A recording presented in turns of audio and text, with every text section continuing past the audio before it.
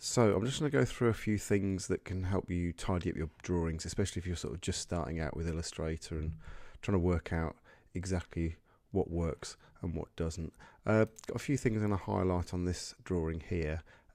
This curve on the left and the right hand side, sort of just not quite smooth enough, or could do with being a bit smoother. Here on the neckline, a little bit of a kink in the curve there, and then either side here at the very top, we've got these sort of sharp corners. I'll start off with the sharp corners here. Just zoom in. Really easy way to round off those corners. All you need to do, black selection tool, select all the objects that I want to use, and I'll show you just with one of those. I'll just select that one into my stroke panel here, and if I make the corner here, the round join corner, you see how it curves off the edge there. If I select all of my objects like that, just drag across them and see, just click on there, they'll all have a rounded join. It's quite useful to have the end cap, so the cap is the end of a line. So something like, if I just pull this line out here, just like that, that straight line there, if I give that a round cap there, you can see how that has a rounded end there. So that means that whenever the ends of a straight line like that and the ends of a corner meet like that, they should nicely fit together.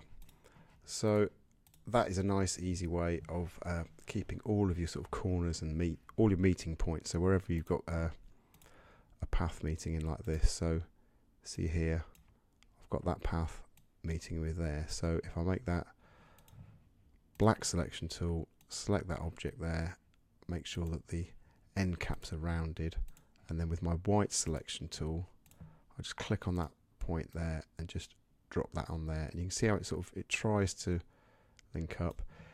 You should by default have the smart guides turned on, but if you haven't, they're under the view menu here, and if you zoom in there nice and closely, you can see as I pull that onto the point there, you see how it pops up with the word anchor. You can see how it aligns all three parts of the point together, so I know that's perfectly aligned on there. I can go over to the other side here, and all I'm doing, click away first, go and click and grab on that anchor point there, and I can just drag and drop it on, and it just drops on there. I know that's exactly in the right place. So the next thing I want to do is tidy up this neckline here.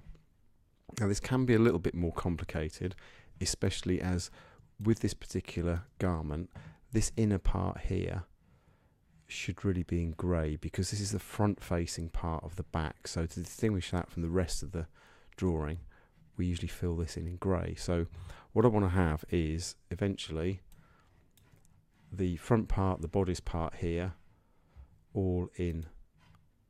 I'll just fill this in just so you can see which one it is. So I have this all currently in white, but I have that all as one part, but then I'll want the inside here as another part. And as you can see at the moment, it's made up of that one path there and then this path here. So I'm going to do two things here. I'm going to tidy up this curve so it's a nice smooth curve, and then I'm going to make that into a nice easy one part piece there, so I can fill that with grey.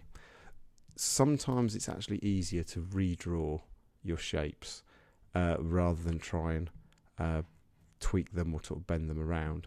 And if I just return this back to how it was just before then, so rather than just redraw or try and tweak this, because I could go in there with my white selection tool and try and change parts,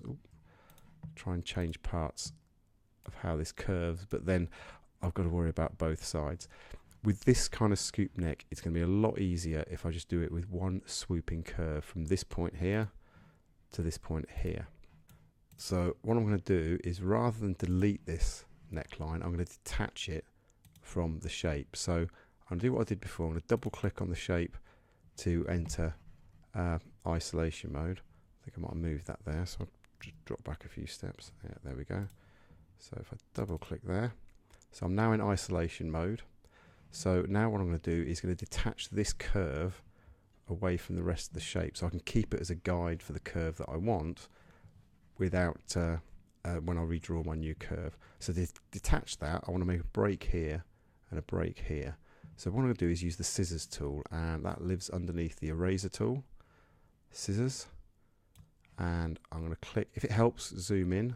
So I'll just zoom in on that point there. I'm just going to click on that anchor point there, and it's going to break. You can see it's broken the curve there. It's broken the point there. And I'm just going to go to the other side. I'm going to click on this point here, this anchor point here with the scissors tool, and it's now broken it away. Now, one thing that might have happened, let's see, if I go back and get my selection tool and click on it, it looks like it's disappeared behind this. So what I'm going to do is just fill with nothing, and there we go. So now I've got my neckline separate, and if I make sure that's filled with nothing as well, then I can see everything. So I've got that shape there as a guide. So now I want to draw in my new neckline and have a nice clean scoop to it. So I'm just going to double click on the remaining part of the bodice. So I've in a double isolation mode. So I've isolated this part away, and now I've isolated it away from this part. So now I'm going to select that path, go and get my pen tool, activate that anchor point, so I carry on drawing and just go over to here, and there we go, that's all joined up. What I can do is actually pull in my own guide to actually act as a new center front guide, because I haven't got a center front guide on this particular piece. So if I go to the view menu and show my rulers, this is how I can add guides to my garments. So I'm going to zoom in just a little bit on here, go into that ruler on the left hand side and pull out a vertical guide, and you can see where it's indicating with the path there, it just says it's going to sit on there, and I've hit the center front guide, so I've got a guide on there perfectly. So now with my, I'm going to select the object first, and then with my anchor point tool, go and grab the point there. If I hold down the shift key, it'll give me a smoother scoop line. It's not going to be perfect, it's not going to be what I want, but it's going to be a start. So there I've got my basic scoop.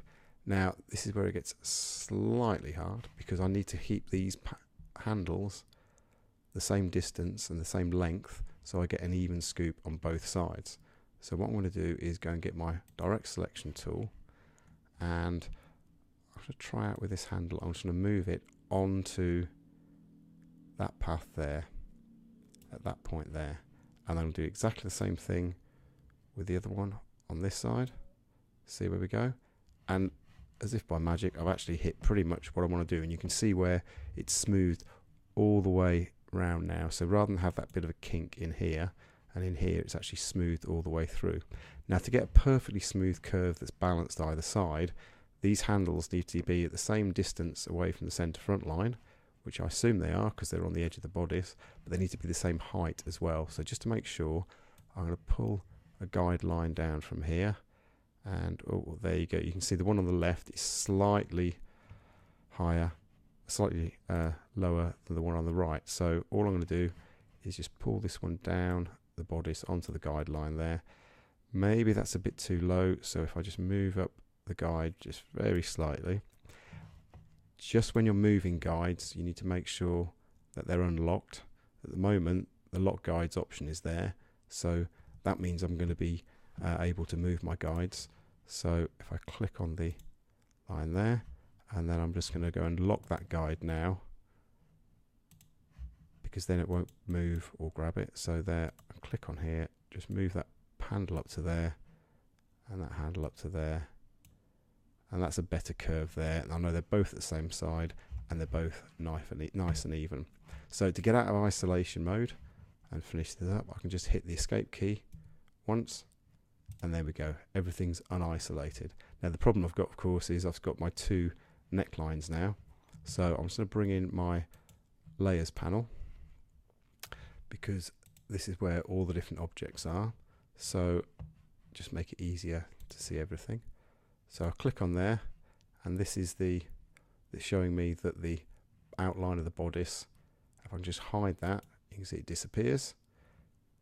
If I click on here, you can see that's my line, which I don't need anymore, but rather than just delete it, I'll just hide that away, and then I'll just bring back my bodice. Now I can actually be more organized here in my layers panel. If I just double click on where it says path, I can rename that. So I'll just call that bodice. Just type that in, hit the enter key, and then that's nicely labeled. And then here I've got the back part of the neckline. So this is this path here. So if I just double click on that, I can tell it's that path because it's indicated there. So rather than just leave it as the name path, I'll rename it. So back neckline. Just make that a bit bigger so I can see it all. So now what I need to do is fill in this front facing part of the back neckline. Just to make it easier, I'm going to hide this seam here. I'll come back to that later on. I'll just call that back seam to label it. I'll hide it away. So now I want to make a shape that is made up of this path and this path, so I can fill it in the middle. So quite easy to do now because I've got this as one single path segment here.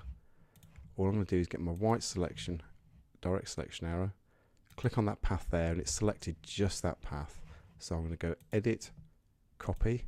It's copied that line segment. Then I go edit, paste in back because I want it to be behind. You can see how it's highlighting there, and you see how it's duplicated that. If I turn off the main bodice there, you can see it's copied that line segment there. Won't bother to rename that actually, and you'll see why, because I'm going to select that object, hold down the shift and select that one, right click and join. I'm guessing it's probably joined both ends. Yep, if you get this warning come up, then yeah, it's already joined both sides together. I can fill that with a light grey. I'll try for that one there. So now you can see back neckline.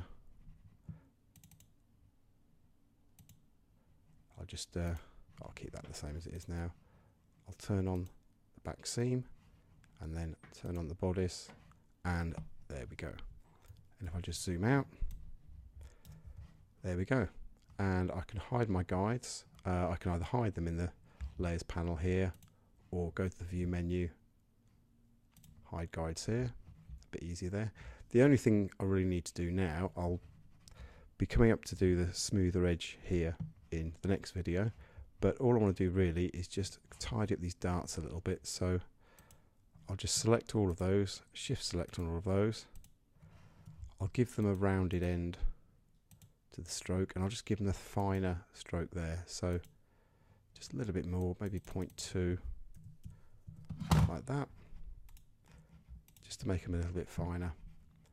And there we go.